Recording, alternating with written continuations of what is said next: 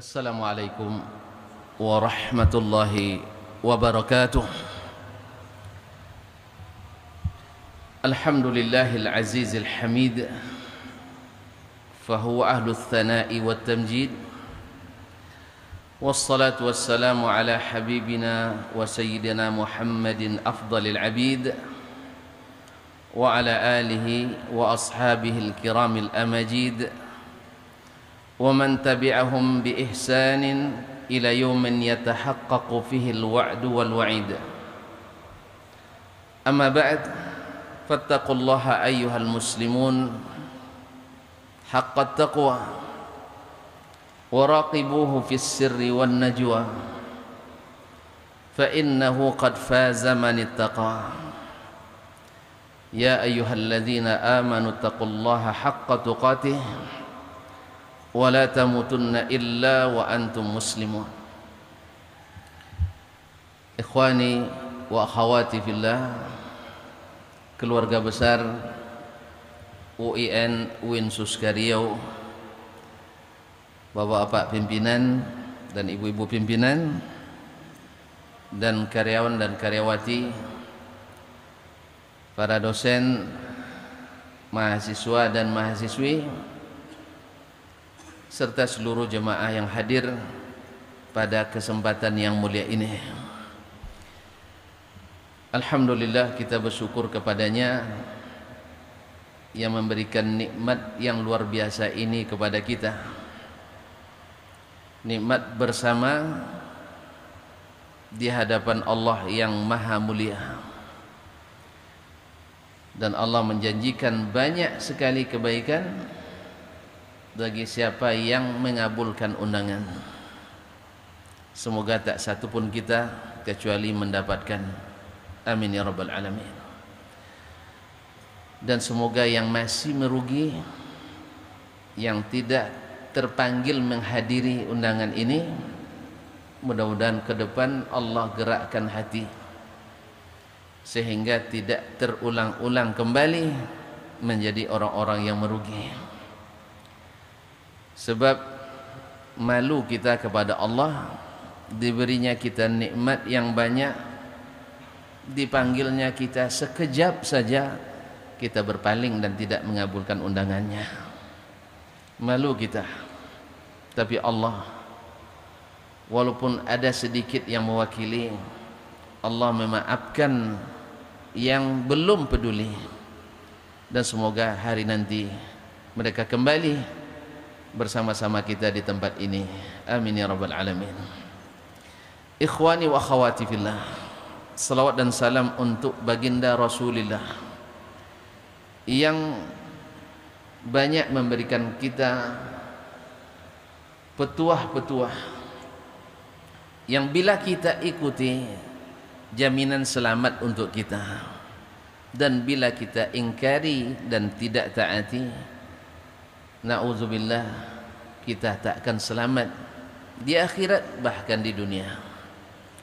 Oleh itu kita banyak-banyak berterima kasih kepadanya, mendoakan dan memujinya, mengucapkan selawat dan salam untuknya, dan itu pun berbuah kebaikan untuk kita. Man shalla alayya salatan sallallahu biha alaihi asyrah. Siapa yang mengucapkan selawat kepadaku satu kali, Allah membalasnya 10 kali. Allahumma salli wa sallim wa barik wa zid wa an'im ala abdika wa rasulika Muhammad wa ala alihi wa sahbihi wa man tabi'ahum bi ihsanin ila yaumiddin. Bapak dan Ibu yang saya muliakan, kalau kemarin Dr. Rodi ditelepon, kalau saya hari ini ditodong. Tapi saya suka dengan todongan seperti ini, karena memang apa katanya, sesuatu yang tiba-tiba datang itu menggembirakan daripada direncanakan tapi tak jadi dapat. Oleh itu saya berterima kasih atas kepercayaan ini. Saya tadi nengok kiri kanan, mana tahu ada ustaz yang bisa atau yang mau menggantikan posisi ini, tapi yang ustaz pada menunduk semua. Oleh sebab itu terpaksa saya maju juga. Ya semoga walaupun tidak memuaskan tapi jangan sampai mengecewakan. Karena biasanya pengganti kadang-kadang tidak lebih baik dari yang digantikan. Oleh sebab itu saya mohon maaf, insya Allah tak panjang-panjang, asal sampai paham. Kaum muslimin dan muslimah, ketika Nabi datang membawa Al-Quranul Karim dan menyampaikan hadis-hadisnya kepada umat pada waktu itu, yang mereka lama tak mendapatkan ilmu seperti itu, karena dari Nabi alaihi salatu wassalam sampai ke Nabi Ismail alaihi salam tidak kurang dari 30 generasi. Mereka tak dapat kaji, sehingga waktu itu mereka merasa ini aneh. Seperti kata Nabi sallallahu alaihi wasallam, ja'al islamu ghariban fasawfa ya'udu ghariban kama bada fatuba lil ghuraba. Islam ketika datangnya dianggap aneh. Ya wajar, sesuatu yang tidak dikenali tentu aneh namanya. Tidak pernah bosur kan, tidak pernah ketemu, tiba-tiba datang yang dari orang yang tak disangka-sangka pula. Nabi Muhammad sallallahu alaihi wasallam yang diharapkan sebelumnya menjadi tokoh masyarakat waktu itu, sebagai jadi datuk-datuknya nanti kan. Tapi ternyata dia bawa suatu ajaran yang aneh, tak pernah dikenali sebelumnya, merubah-rubah apa yang ada. Maka waktu itu kaum intelektualnya, apa maksud intelektual?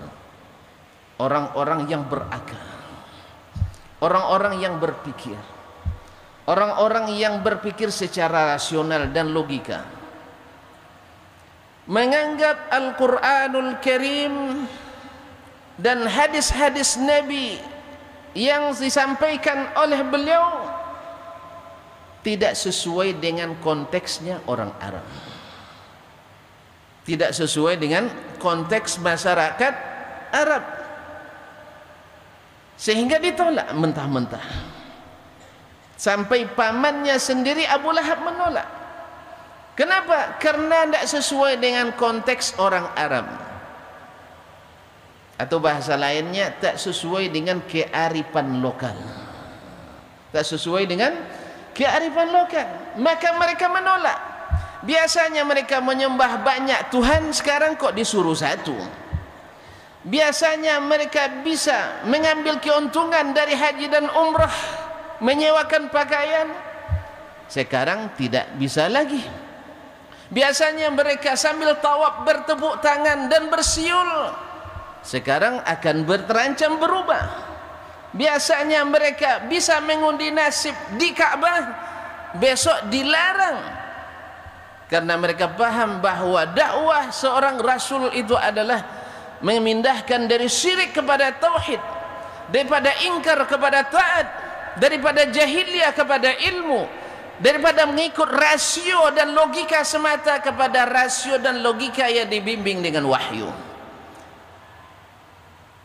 Jadi jahiliyah, kaum intelek jahiliyah waktu itu menolak Al-Quran dan hadis dengan alasan tidak sesuai dengan konteks zaman itu. Artinya tidak sesuai dengan bangsa Arab. Dan datang pula kaum intelek di masa kita menolak Al-Quran dan Sunnah dengan alasan hanya sesuai dengan orang Arab, tak sesuai dengan zaman kita. Kira-kira mana yang betul nih ya di antara kaum intelektual ini? Intelektual jahiliyah atau intelektual modern? Intelektual jahiliyah yang dikomandoi oleh Abu Jahal alaihi radhiyallahu anhu, alaihi la'natullah,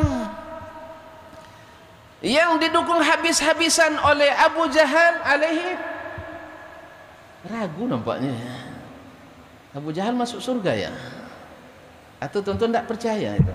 Kaum muslimin dan muslimat yang mata Allah SWT didukung habis-habis oleh Ubay bin Khalaf, Semua mereka adalah kaum intelek pada waktu itu. Abu Jahal pemuka Bani Makhzum, Abu Lahab pemuka Bani Hashim, iya kan? Betul tak? Hah? Ubay bin Khalaf pemuka Bani Taim. Semuanya orang-orang hebat. Jangan sangka jahiliyah itu orang tak berpikir.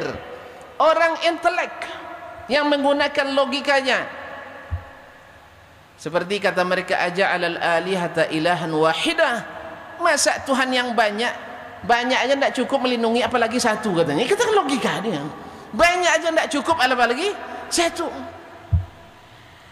Logis, rasional. Masa begitu? Kemudian mereka juga mengingkari, a idza mitna wa kunna turaban a inna lamab'utsun. Kalau kita sudah mati lalu menjadi tanah kembali dan hancur, apakah kita akan dibangkitkan lagi? Tidak masuk akal. Dari mana? Azab kubur di tempat yang sempit itu, bagaimana malaikat mau datang di sela-sela tanah yang padat? Rasional. Jadi mereka menolak hari itu Al-Quran dan hadis dengan bahasa kontekstual, tidak sesuai dengan konteks Arab. Dan kaum intelektual hari ini yang belajar kepada orang-orang non-muslim juga menolak Al-Quran dan hadis dengan alasan tidak sesuai dengan konteks masyarakat kita. Kita benarkan yang mana ini ya? Yang satu bilang hanya sesuai dengan konteks Arab, yang satu bilang tak sesuai dengan konteks Arab. Abu Jahal bilang mat, wah ang datang ada-ada aja. Tengoklah masyarakat, bawa yang sesuai, yang tak sesuai jangan bawa. Kata Nabi Muhammad, ini bukan saya, ini dari Allah Subhanahu wa taala. Subhana rabbi hal kuntu illa basharar rasulah. Subhanallah, saya ini sekedar rasul yang menyampaikan, bukan saya yang berkehendak. Sekarang datang lagi kita menolak Al-Quran dengan hadis, pemahaman Nabi, pemahaman sahabatnya, pemahaman umat Islam, dengan alasan tak sesuai dengan konteks keindonesiaan atau konteks kenusantaraan atau konteks kebangsaan atau konteks secara global, hanya sesuai untuk orang Arab saja. Tonton pilih pendapat Abu Jahal atau pendapat Abu Janda? Hah? Kalau saya lebih percaya sama Abu Jahal. Apa sebab? Abu Jahal pinter, terbukti pinternya, jadi pemuka kaumnya. Abu Jahal dia sebagai pelaku sejarah. Kalau ini hanya sebagai pendistorsi sejarah. Belajar bukan dari orang yang dapat dipercaya, belajar dari orang yang kafir, orang Yahudi Nasrani, yang juga subuhatnya diambil dari kaum Majusi, Syiah Rafidah. Sebab hampir lebih dari 80% subuhat dan propaganda yang diadakan di pusat-pusat studi Islam di barat, dari Amerika, Kanada, Australia, Eropa, Prancis dan sebagainya, tentang Islam, subuhatnya diambil dari orang Syiah Rafidah. Hasil penelitian disertasi doktor di Jami'atu Baghdad pada tahun 80-an. 80% lebih subuhat dan propaganda yang dipelajari di pusat studi Islam di barat. Silakan dikomparasikan. Baik kita bawa kitabnya, bawa kitab Syiah, bawa kitab orientalis, akan ada kesesuaian 80% lebih. Makanya jangan heran bila terjadi kawin mut'ah antara liberal dengan Syiah. Jangan heran, kawin mut'ah ditambah dengan paham kejawian. Nama saya kawin mut'ah, maksud saya kawin mut'ah besok setelah hajatnya selesai jatuh talaknya karena masing-masing punya kepentingan. Liberalisme punya kepentingan imperialisme, sedangkan Syiah punya kepentingan untuk mengembalikan hegemoni mereka yang dulu menurut mereka gara-gara Islam hancur. Kaum muslimin dan muslimat yang dirahmati Allah Subhanahu wa taala, Jadi yang selamat siapa kaum muslimin? Apakah yang ikut Abu Jahal yang mengatakan tidak sesuai dengan konteks Arab, ataukah mereka yang ikut modern, intelektual modern yang hanya sesuai dengan konteks Arab, tak sesuai dengan konteks kita? Nampak dua-duanya dusta. Dua-duanya dusta, karena dusta itu selalu bertentangan. Kata orang Arab, hablul kadhibi qasir, tali dusta itu pendek, mudah sekali dikonfrontasikan dan dikomparasikan. Ya tuan-tuan, lebih percaya pada Abu Jahal atau sama Abu Janda tadi? Mana yang lebih percaya? Analog orang yang menjadi pelaku sejarah yang mengatakan tak sesuai dengan konteks Arab maka kami tak terima, atau dengan kaum intelektual sekarang yang mengatakan Al-Quran dan hadis hanya sesuai konteks Arab, maka kita harus memahami Al-Quran menurut konteks kita. Yang penting substansinya, bukan ritualitasnya. Kaum muslimin yang dirahmati Allah SWT, andainya Al-Quran dan hadis dipahami dengan konteks-konteks saja, konteks ayam, konteks-konteks saja, hanya bisa dipahami dengan keahlian bahasa Arab, dengan keahlian berlogika, tidak ada gunanya Nabi Muhammad SAW diutus. Apa gunanya? Allah turunkan, Allah Maha Kuasa, diturunkan Al-Quran di atas Ka'bah, mukjizat juga kan, tiba-tiba terbentang Al-Quran 30 juz 114 ayat, iya kan, tiba-tiba depan Ka'bah, lalu Allah ilhamkan kepada masyarakat Mekah, ni Quran pahami masing-masing. Bisa? Bisa? Kalau begitu nanti 1000 aliran dalam Islam. Ada aliran Dasmaniyah, ada itu Dasmannya, ada aliran Yahyawiyah, ayahnya. Kemudian aliran Ma'aliyah, ayahnya, datuknya Ma'ali. Nanti Erisiyah, ya, Fadlawiyah, dan seterusnya. Masing-masing punya aliran sendiri. Maka kenapa pusat-pusat studi Islam yang dikomandai orang-orang Yahudi dan Nasrani semangat untuk mengajarkan kita paham ini harus sesuai konteks masing-masing, karena mereka paham kalau semuanya ikut logikanya kita tak akan sepaham. Ya, ada yang suka goreng ayam, ya, kemana pergi goreng ayam terus. Yang satu surah sop kambing terus. Nah, akhirnya antara kambing dengan ayam berkalau kan? Tidak sesuai, saya mau ayam, ini mau kambing. Akhirnya tak sama rasanya. Kalau masalah selera bisa dikumpulkan tuan-tuan, karena di tempat orang jual kambing ada jual ayam kan. Tapi kalau masalah akidah, yang satu bilang wajib ikut Rasul, yang satu bilang tak mesti ikut Rasul, bisa ketemu? Bisa ketemu? Demi Allah tidak. Bahkan subhanallah, yang satu kunut, yang satu tak mau kunut, bisa dia ngaji sama-sama? Tak bisa. Iya tak? Tak bisa kita. Hanya gara-gara kunut saja, coba bayangkan. Yang bisa cuma saya. Yang ngaji itu yang kunut saya ikut juga, tak apa-apa.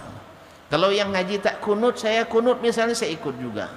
Sebab saya tahu bahwa duduk di majelis ilmu itu lebih baik daripada beribadah sunat 1 tahun. Kata baginda Rasulullah SAW, duduk dari majelis ilmu sesaat lebih baik daripada beribadah sunat setahun. Merugi besar orang-orang yang menyia-nyiakan majelis-majelis ilmu. Tuan-tuan selesai solat fardu, ya, selesai rawatibnya, habis itu solat sunat 1 tahun, itu lebih sedikit pahalanya daripada duduk sesaat di majelis ilmu. Alhamdulillah kita duduk hari ini sesaat.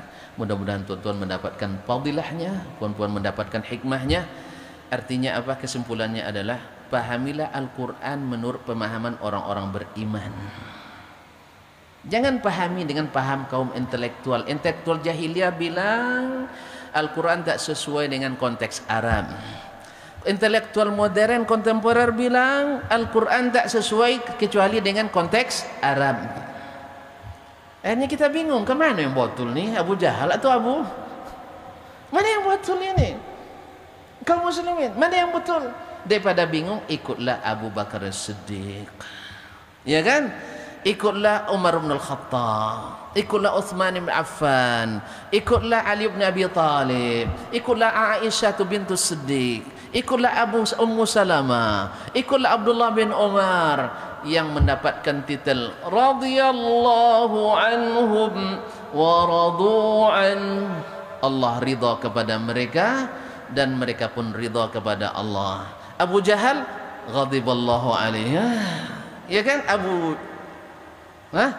apa tadi? Baik, kaum muslimin dan muslimat yang dirahmati Allah Subhanahu wa taala. Tidak ada yang sudah dapat ridha itu kecuali generasi itu. Ternyata Abu Jahal tidak sesuai konteks Arab katanya. Kita bilang sesuai hanya dengan konteks Arab. Saya yakin Abu Jahal lebih berilmu daripada kita tentang masalah ini. Oleh itu dia tidak mau beriman. Tahan dia mempertahankan prinsipnya. Kalau awak enggak kan, nampak duit sini pindah sini, nampak duit sini pindah sini. Mana yang hebat? Hebat Abu? Dari sisi ini hebat Abu Jahal. Ya. Karena dua-duanya sama, satu munafik, satu jelas. Mana yang lebih hebat? Yang pemberani, munafik atau orang kafir? Coba, yang gentleman, yang kafir atau munafik? Enggak ada yang berani ngaku nampaknya. Orang kafir lebih berani tuan-tuan daripada orang munafik. Munafik sembunyi, lempar batu sembunyi tangan. Siapa yang lentiang tadi? Tidak ada orang katanya kan, tidak ada katanya. Dia yang selempari orang, dah bengkak kepala orang, dia tidak ngaku dia. Kalau orang kafir tidak, saya yang lempar, Anda mau apa? Abu Jahal gitu kan, gentleman dia kan. Makanya kalau nak jadi juga kafir jangan jadi munafik, tapi jadilah orang-orang beriman.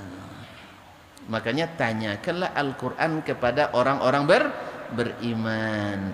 Jangan tanya kepada kaum intelektual. Kaum intelektual itu tak paham. Tak paham. Gimana nak paham? Baca ayat aja tidak pandai. Baca ayat aja tak fasih. Pandai baca fasih, bahasa Arab. Bahasa Arab tidak ngerti pula. Pandai bahasa Arab kampung pula. Bukan bahasa Arabnya orang Arab. Habis itu tidak menyalahkan orang Arab. Sama dengan orang Bangladesh waktu itu. Pekerja Bangladesh 2 bulan di Madinah, bercakap dia dengan bahasa Arab Bangladeshnya. Tidak paham lah anak orang Arab nih, anak SMA nih. Dia bilang, anta baba mama Arabi, madrasah Arabi. Kamu ni ayah mak orang Arab, sekolah di sekolah Arab, ma maklum Arabi, tak pandai bahasa Arab. Anak Isnin syahar alatul maklum Arabi. Saya 2 bulan aja di sini paham bahasa Arab. Inilah modelnya nih. Jadi pandai belajar nahu Arab, ya, bahasa Arabnya tidak jelas. Habis itu menyalahkan pemahaman orang Arab terhadap Al-Quran dan hadis Nabi Sallallahu Alaihi Wasallam. Ini namanya, ini namanya apa? Tak tahu dinasib namanya. Tak tahu dinasib. Oleh itu kaum muslimin dan muslimat yang dirahmati Allah Subhanahu wa taala, jangan bingung, jadilah orang-orang beriman. Karena memang metode yang benar mempelajari Al-Quran dan hadis seperti para sahabat, ta'allamnal iman qabla an nata'allamal Quran. Kami belajar iman dulu sebelum belajar Al-Quranul Karim. Demikian, mohon maaf dan terima kasih. Semoga Allah tetap melindungi kita dari segala syubhat akibat kurangnya ilmu. Wallahu taala alam wa sallallahu ala nabiyyina Muhammadin wasallam wa subhanakallahumma bihamdik asyhadu an la ilaha illa ant astaghfiruka wa atubu ilaik. Wassalamu alaikum warahmatullahi wabarakatuh.